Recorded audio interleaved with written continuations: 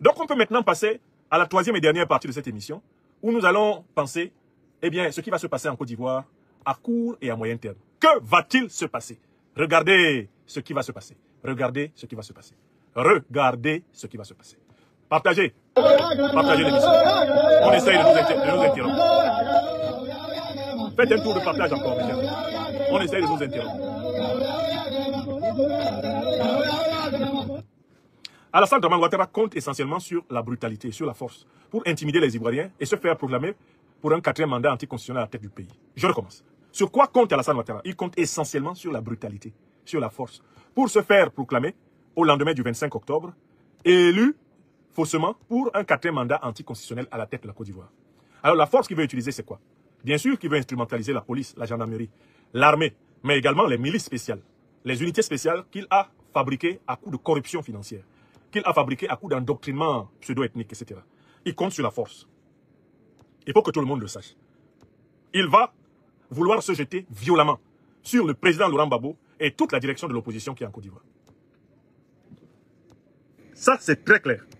Les prochaines manifestations populaires en Côte d'Ivoire vont être pour Ouattara l'opportunité de se jeter avec fureur contre le leadership de l'opposition. Mais, sur quoi compte le peuple de Côte d'Ivoire? Le peuple de Côte d'Ivoire a plus d'avantages que Ouattara, que le régime de Ouattara. Premièrement, le peuple ivoirien sait que le régime d'Alassane Dramane Ouattara n'est pas uni derrière lui, que c'est un régime d'individus corrompus. Ils ne sont là que parce qu'ils mangent beaucoup d'argent autour de lui. Et les gens qui volent là, ils ne prennent jamais de risques. Dès que ça chauffe, ils fuient. C'est vrai des mercenaires, c'est vrai des militaires au gros ventre, petit caleçon, avec l'argent volé au peuple. Dès que ça pète, ils fuient. Parce qu'ils ont gardé de l'argent à l'étranger, ils s'en vont rejoindre cet argent pour le manger. Et d'ailleurs, il y a un phénomène incontestable qui se déroule actuellement en Côte d'Ivoire, c'est l'expatriation, c'est l'extraction, l'exfiltration des membres des familles, des dirigeants du RHDP. La plupart des ministres, des directeurs d'entreprise, des chefs principaux du régime RHDP, la plupart d'entre eux a déjà fait sortir toute sa famille. La plupart d'entre eux a fait faire plusieurs passeports de plusieurs nationalités à tous les membres de leur famille. La plupart d'entre eux a acheté des résidences à l'étranger, en Europe, au Moyen-Orient, partout ailleurs en Afrique, où ils ont positionné leur famille. Ils sortent comme des lapins. Parce qu'eux-mêmes, au premier problème, ils fuient. Parce qu'ils ont beaucoup volé.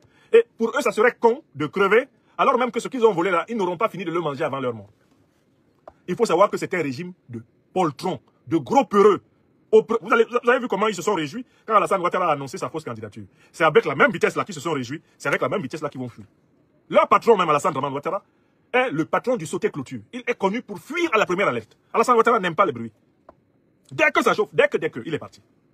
Il ne tue pas de mauvais rêves. C'est quelqu'un qui saute une barrière. À pratiquement 60 ans, il saute une barrière d'ambassade, plonge chez l'ambassadeur d'Allemagne, s'engouffre dans un char français, fuit à l'ambassade de France, court au Gabon pour échapper à la mort. Alassane Ouattara, c'est le sprinter de l'échappement. Et tous sont partis là. Les Ivoiriens doivent savoir. Ils sont violents parce qu'ils sont peureux. C'est la peur qui les rend violents. Mais il y a un deuxième élément important avec les Ouattara. C'est qu'ils ont mis l'écrasante majorité des institutions et de ceux qui sont dans les institutions de Côte d'Ivoire contre eux. Les gens attendent le moment de faiblesse de Ouattara pour lui montrer toute la rancune qu'ils lui ont gardée. Dans ce pays-là, la rancune qui est accumulée contre Ouattara, elle dépasse en taille la hauteur du Kilimandjaro en Afrique de l'Est. Wallahi. Les gens haïssent les Ouattara. Ils sont les seuls à ne pas le savoir. Les gens leur sourient dans la journée, mais la nuit, les gens sont prêts à les manger crus. Les gens leur sourient parce qu'ils ont peur de leur violence. Ils ont peur de leur fiole. Ils ont peur de leur maca, où ils jettent à tour de bras les moindres contradicteurs. Mais les gens guettent le moment où les Ouattara seront faibles. Vous allez entendre et vous allez voir des choses inouïes. Je continue. Contrairement aux périodes précédentes, Alassane Dramane Ouattara et son régime n'ont pas de base arrière en Afrique. Tout le régime d'Alassane Dramane Ouattara est prédisposé à se jeter dans l'océan Atlantique, à se jeter dans les avions et à fuir. Parce qu'ils ne peuvent pas se cacher en Guinée-Conakry, ils ne peuvent plus. Ils ne peuvent pas se cacher au Mali, ils ne peuvent pas se cacher au Ghana, ils ne peuvent pas aller se cacher au Burkina Faso, ils ne peuvent pas aller se cacher au Togo. C'est fini. La sous-région leur est hostile. Parce qu'Alassane Ouattara est décrété ennemi numéro 1 des peuples africains et même des régimes qui entourent son pays. Tout le monde sait que cet homme est mauvais et personne ne voudra de lui chez lui. Ouattara sait ça. La preuve, quand il a tenté de mener la guerre de la CEDEAO contre le Niger, qui l'a suivi? Personne. Personne ne l'a suivi. Parce qu'on sait que, comme l'ont dit les Baoulés de Dembokro, son nom véritable est Ao Singben, celui derrière qui tu vas et puis tu n'as rien. Mais ce que les gens ne savent pas, c'est que même les Français, le régime Macron, ils ont prévenu Ouattara. Si ça tourne, au vinaigre, ne compte pas sur nous. Si ça tourne au vinaigre, ne compte pas sur nous. Nous ne sommes pas prêts à réengager physiquement des troupes en Côte d'Ivoire pour sauver ton régime. Tu dis que tu es très fort. Si ça chauffe là-bas, il ne faut pas citer le nom de Macron. Vous pensez que quand il a été à Paris, on lui a promis de sacrifier du sang français pour lui? Non. On lui a dit, il faut maîtriser la situation. Parce que si ça t'échappe, nous, on s'en lave les mains.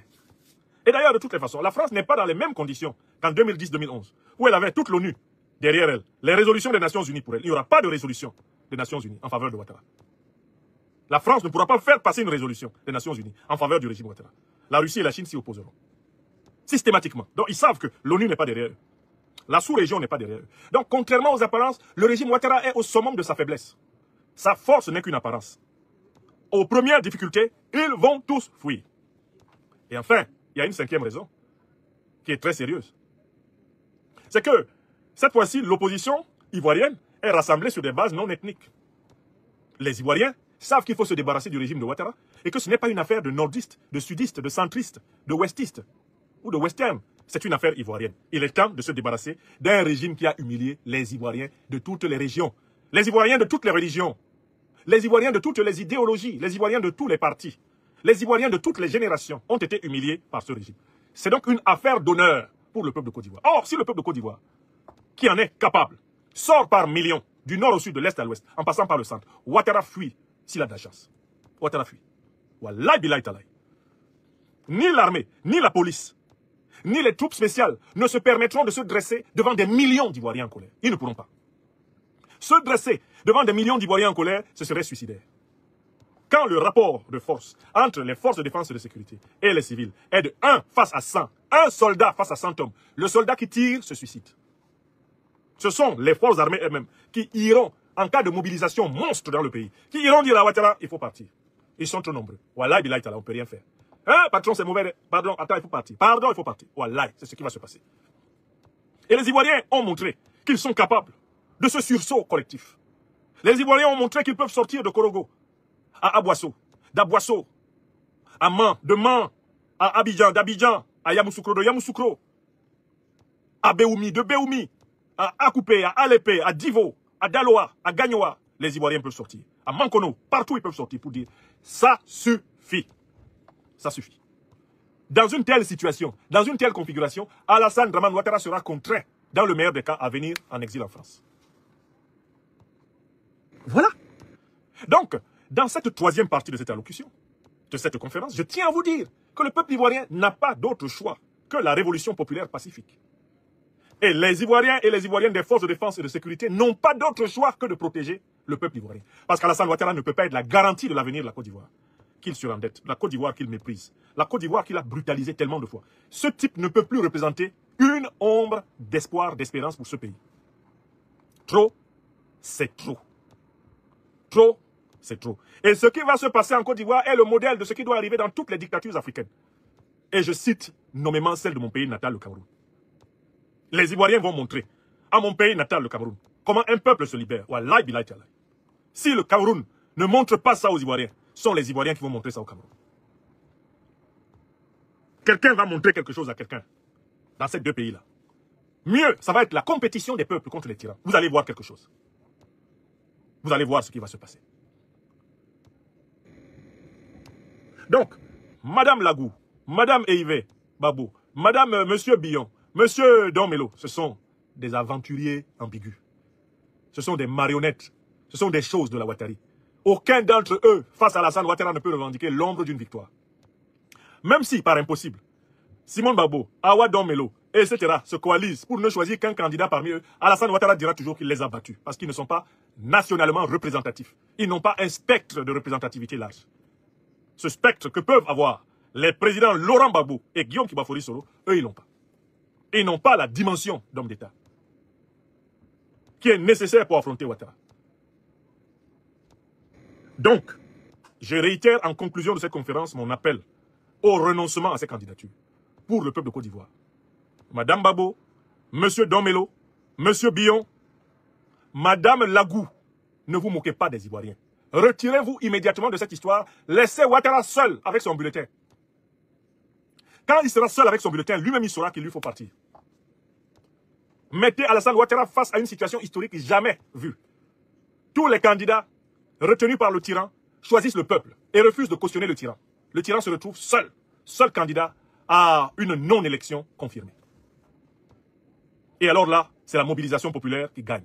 Si vous posez cet acte, Alassane Ouattara sera définitivement isolé et facile à accueillir. Si vous ne posez pas cet acte, Ouattara tombera quand même, mais avec vous. Il tombera avec vous, Madame Babou. Les Ivoiriens ne vous pardonneront pas de l'avoir soutenu contre eux, en cautionnant sa mascarade, comme Kakabe l'a fait en 2020. Monsieur Billon, si Ouattara tombe avec vous, avec votre caution de participation, vous tomberez avec lui.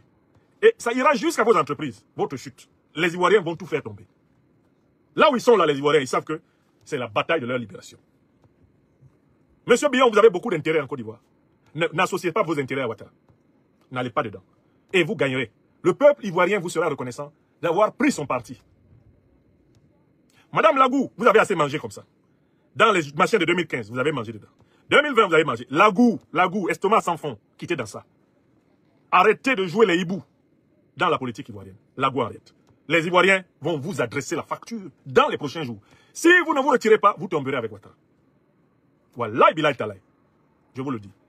Awadon Melo, attention à l'imposture, camarades. Attention à l'imposture. Vous avez vous-même reconnu que vous n'avez pas l'envergure du président Babou. Donc vous ne pouvez pas battre Alassane Ouattara. Non, vous ne pouvez pas. Si vous n'avez pas l'envergure du président Laurent Gbagbo, il s'ensuit tout naturellement que vous ne pouvez pas battre Ouattara. Parce que même quand même au premier tour de 2010, Laurent Gbagbo était devant Ouattara. N'est-ce pas? Vous ne serez pas devant dans quelques premiers tours que ce soit. Vous servirez de faire valoir au tyran que vous prétendez combattre. Camarade Awa Domelo, évitez de tomber avec Ouattara. Parce que si vous tombez avec Ouattara, vous le regretterez pour toutes les dernières années de votre vie. Alassane Ouattara a fait l'unanimité contre le peuple ivoirien et contre le peuple africain. Il doit être combattu comme tel. Voilà les enjeux de cette pour-élection qui viennent de vous être exposés. Et je vous remercie d'avoir massivement partagé le présent direct. Que Dieu bénisse le peuple de Côte d'Ivoire. Que Dieu bénisse les leaders de la résistance ivoirienne, à la tête desquels l'ancien président de la République, son Excellence Laurent Gbagbo. L'ancien Premier ministre, ancien président de l'Assemblée nationale, Guillaume Kibafori Soro. Et l'ancien ministre, actuellement président du PDC-RDA, Kidian Thiam, et tous leurs compagnons. Mais au moment de conclure cette émission, je voudrais juste vous rappeler une position qui a été adoptée par le président Guillaume Soro et qui doit éclairer la lanterne du présent. Le président Guillaume Soro a, quant à lui, publié un communiqué qui peut avoir échappé à la vigilance de plusieurs d'entre vous. Un communiqué il y a 9 heures de temps, longtemps avant la décision du Conseil constitutionnel. Je tiens à rappeler que le président Guillaume Soro, lui, il n'a pas déposé de dossier de candidature. Une fois qu'il a vu qu'on l'a exclu des listes électorales, il n'a même pas déposé de dossier de candidature. Pourquoi il ne l'a pas fait? Il l'explique dans ce communiqué. Écoutons le communiqué. Déclaration numéro 014-2025 de Génération et Peuple Solidaire relative à la vie de la nation. Elle a été publiée aujourd'hui 8 septembre 2025 dans la matinée. Le cadre restreint de Génération et Peuple Solidaire, GPS, s'est réuni ce samedi 6 septembre 2025 sous la présidence de M. Guillaume Kibafori Soro, président du mouvement. Cette importante rencontre qui marque la reprise de ses activités après une pause a été essentiellement consacrée à l'analyse de la conjoncture politique nationale à quelques encablures de l'élection présidentielle du 25 octobre 2025. La réunion du cadre restreint de GPS a pris à la pleine mesure du désastre qui se profile à l'horizon avant de définir la posture du mouvement face à la forfaiture en cours. Premier paragraphe, du chaos ouattarien. Le cadre restreint constate avec gravité que la Côte d'Ivoire s'achemine malheureusement vers une nouvelle crise politique majeure par son obstination à briguer un 4e mandat, après avoir déjà imposé un 3e mandat illégal en 2020. Monsieur Alassane Ouattara engage la nation sur une voie périlleuse, menaçant même sa survie. En effet, en 2020, le 3e mandat braqué par M. Ouattara fut un viol manifeste de la Constitution, obtenu non par le droit mais par la force, par les massacres de civils, la répression brutale et l'exclusion des principaux candidats. Ainsi, l'élection présidentielle a-t-elle été transformée en une tragédie politique et humaine. Le projet de 4e mandat s'inscrit dans la continuité de cette dérive totalitaire et tyrannique. Il consacre la volonté de confiscation du pouvoir en instaurant une présidence à vie déguisée, une monarchie électorale et une dynastie politique. Deuxième paragraphe, deuxième partie, de l'unité de l'opposition pour faire front contre la dictature. Face à la tyrannie, le cadre restreint regrette que l'opposition continue d'avancer en rang dispersé, sans concertation véritable sur les grands enjeux, pour opposer une réponse unifiée au pouvoir. Cela nourrit le mépris du régime. Il est évident qu'une opposition fragmentée ne peut inspirer ni crainte ni respect. Incapable de se réunir dans un cadre stratégique commun, elle offre ainsi au régime une résistance dispersée. Il est encore temps pour qu'elle se ressaisisse et qu'elle réalise la nécessaire union face à la dictature. au-delà de ce qui peut accessoirement la diviser. Troisième partie, de la posture de Génération et Peuple Solidaire à la présidentielle d'octobre 2025. Le cadre restreint rappelle que la position adoptée par l'instance suprême du mouvement, la Conférence nationale d'expression citoyenne CNEC, au lendemain de l'élection présidentielle de 2020 a été de ne point reconnaître au nom de la loi fondamentale M. Alassane Ouattara comme président élu légal et légitime de la Côte d'Ivoire. Je relis cet endroit-là. Le cadre restreint rappelle que la position adoptée par l'instance suprême du mouvement, à savoir la Conférence nationale d'expression citoyenne CNEC de GPS, au lendemain de l'élection présidentielle de 2020, a été de ne point reconnaître au nom de la loi fondamentale M. Alassane Ouattara comme président élu légal et légitime de la Côte d'Ivoire. Nous, on ne l'a jamais reconnu. À ce titre, GPS a refusé conséquemment de participer et de cautionner les législatives et les municipales. Peut-on aujourd'hui agir différemment sans se renier? En violant la constitution ivoirienne et en imposant un troisième mandat inconstitutionnel, Alassane Ouattara s'est lui-même mis hors la loi. Il s'ensuit que les institutions qu'il a mises en place ne peuvent échapper à ce vice originel. Elles portent elles aussi la marque de l'illégalité et de l'illégitimité. Et la maxime de droit ex injuria jus non oritur, qui signifie que le droit ne peut naître de l'illégalité, nous l'enseigne fort à propos. L'illégalité ne saurait engendrer la légitimité. Dès lors, comment prétendre participer à des élections que l'on sait vicier à la racine, puis en contester les résultats par la suite? Une telle contradiction, loin de servir le peuple, ne ferait que renforcer le système que l'on dénonce.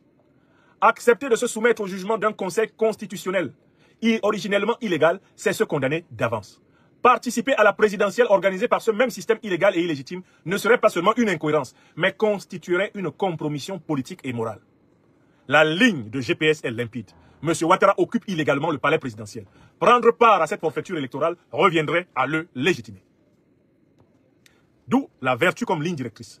Le cadre restreint rappelle que GPS est né pour incarner la clarté, la constance, la cohérence et la vertu. GPS n'est pas un mouvement opportuniste, c'est un mouvement de reconstruction. Oui, la vertu coûte, mais elle seule peut engendrer une alternative crédible et durable. La mission de GPS n'est pas de rechercher des honneurs électoraux, mais de demeurer fidèle à la cohérence doctrinale. Génération et Peuple Solidaire ne se réduit pas à une stratégie électoraliste. Sa mission est noble, plus haute et plus ambitieuse. Refonder les bases politiques et éthiques de la Côte d'Ivoire pour ouvrir la voie à une véritable rupture démocratique. Face au chemin de la compromission facile, GPS choisit celui, certes difficile, de la fidélité aux principes.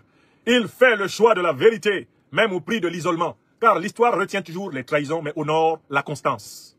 Génération et Peuple Solidaire entend rester le mouvement de l'intelligence, de la cohérence, de la rigueur morale et de la constance. Il assume d'être minoritaire aujourd'hui, pourvu qu'il soit l'artisan de la victoire morale demain. La fidélité aux principes demeure la seule boussole du vrai leadership à GPS. Dernier paragraphe, dernière partie, des orientations de Génération et Peuple Solidaire. Le cadre restreint de Génération et Peuple Solidaire réaffirme sa pleine adhésion et sa participation à toutes les activités initiées par les partis de l'opposition, notamment par la plateforme Trop c'est trop. Il appelle ainsi ses militants à rejoindre toutes les mobilisations organisées dans ce sens. Génération et Peuple Solidaire réaffirme son attachement indéfectible à la souveraineté du peuple, au respect scrupuleux de la Constitution et à l'alternance démocratique comme socle de toute république digne de ce nom et en appel au réveil du peuple ivoirien. À ce moment crucial de notre histoire, le peuple ivoirien, dans sa sagesse et son courage, ne peut ni courber l'échine, ni détourner les yeux. Il doit se tenir debout, fidèle à sa tradition de dignité et de résistance, pour défendre, par tous les moyens pacifiques, constitutionnels et citoyens, sa liberté menacée et sa souveraineté confisquée. Fait à Abidjan, le 8 septembre 2025, le cadre restreint de Génération et Peuple Solidaire. Voilà un communiqué qui résume la position de notre mouvement et de son leader. Nous ne reconnaissons et n'avons jamais reconnu, depuis 2020, Ouattara comme président de la République de Côte d'Ivoire. Moi, je ne l'ai jamais appelé comme ça. Depuis 2020, je ne l'appelle pas comme ça. Nous ne l'appelons pas comme ça. Le président Guillaume Soro ne l'appelle pas comme ça. C'est le président du RHDP. C'est un président de facto. C'est un usurpateur, Fifi. Nous ne reconnaissons pas des élections organisées frauduleusement par cet individu frauduleux, à la fois illégal et illégitime. Nous considérons que le peuple ivoirien est le seul souverain et qu'il doit se battre pour reprendre sa souveraineté volée. C'est la lutte populaire qui va libérer le peuple de Côte d'Ivoire. Pas la pitié de Ouattara, encore moins celle de la France-Afrique. Je suis fier d'être le coordonnateur de la commission formation livre du mouvement ivoirien Génération et Peuple Solidaire. Je suis fier de la constance, de la solidité de notre mouvement ivoirien et de la fermeté de son leader au combat. Ma conviction est qu'Alassane Ouattara tombera et que Guillaume Kibafori Soro, aux côtés des autres authentiques combattants de la liberté des Ivoiriens, à la tête desquels le président Laurent Gbagbo, président du PPACI, eh bien, il pourra pleinement jouir de ses droits civiques et politiques dans une Côte d'Ivoire libérée de la dictature. Telle est notre conviction et c'est ce combat qui doit être mené. No pity in business. Struggle, struggle, struggle for freedom and sovereignty in Ivory Coast. Voilà la vie.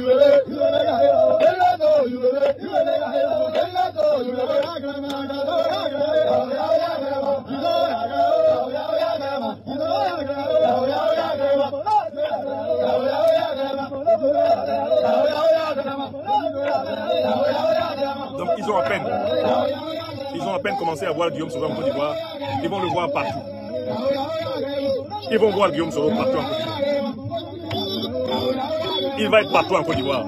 Le leader de GPS, le chef de Bota, l'homme d'action et de parole. Soutien total au peuple de Côte d'Ivoire. Peuple camerounais, peuple ivoirien. Cette année est notre année. Les grands matchs de la libération contre 2 tyrans france-africains, c'est nous qui devons les jouer. Jouons le match. Jouons le match. Bon, vous étiez 7000 personnes en direct sur les plateformes YouTube et Facebook. Et maintenant, je peux savoir combien vous étiez sur la plateforme TikTok. S'il vous plaît, encore un tour de partage de cette émission, afin que tout le monde comprenne ce qui se passe. Ce qui va se passer. J'ai expliqué. J'ai expliqué ce qui va se passer. Alassane Ouattara va être débordé. Il va perdre le pouvoir. Dans le meilleur des cas, il va fuir. Dans le pire des cas, en cherchant à tuer les Ivoiriens, c'est lui qui va y rester. Et dans le moins pire des cas, Ouattara sera arrêté, jugé et condamné. La perpétuité qu'il a voulu pour les gens là, c'est ce qu'il attend. Lui, Ouattara Dramane. Grosse perpétuité comme ça. Et quand ces choses arriveront, vous reposterez cette vidéo. Car ces choses arriveront. Ce qui est en haut étant comme ce qui est en bas. Et vice versa.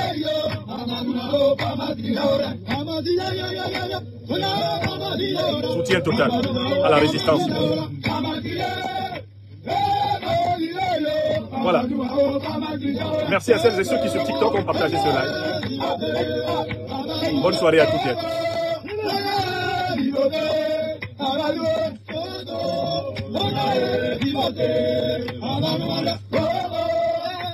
Voilà, vous étiez 23 000 en direct sur TikTok. Vous étiez 23 000 en direct sur TikTok. Et plus les 7 000, vous étiez plus de 30 000 personnes en direct de cette émission. Je vous remercie de l'avoir partagé et de l'avoir protégé contre les signalements injustes des ennemis de la liberté. Merci infiniment.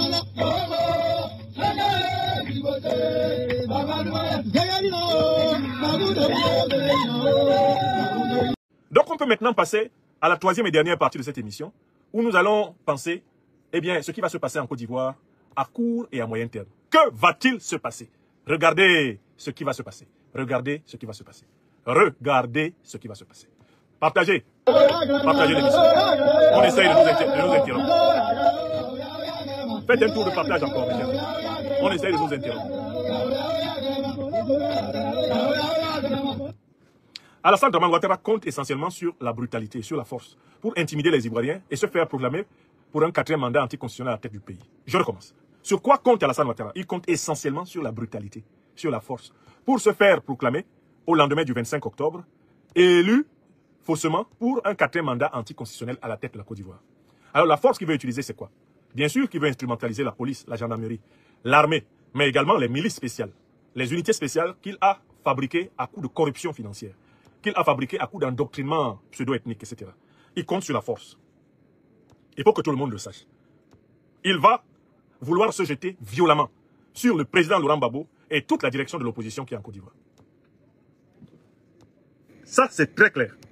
Les prochaines manifestations populaires en Côte d'Ivoire vont être pour Ouattara l'opportunité de se jeter avec fureur contre le leadership de l'opposition. Mais, sur quoi compte le peuple de Côte d'Ivoire? Le peuple de Côte d'Ivoire a plus d'avantages que Ouattara, que le régime de Ouattara. Premièrement, le peuple ivoirien sait que le régime d'Alassane Ouattara n'est pas uni derrière lui, que c'est un régime d'individus corrompus. Ils ne sont là que parce qu'ils mangent beaucoup d'argent autour de lui. Et les gens qui volent là, ils ne prennent jamais de risques. Dès que ça chauffe, ils fuient. C'est vrai des mercenaires, c'est vrai des militaires au gros ventre, petit caleçon. avec l'argent volé au peuple. Dès que ça pète, ils fuient. Parce qu'ils ont gardé de l'argent à l'étranger, ils s'en vont rejoindre cet argent pour le manger.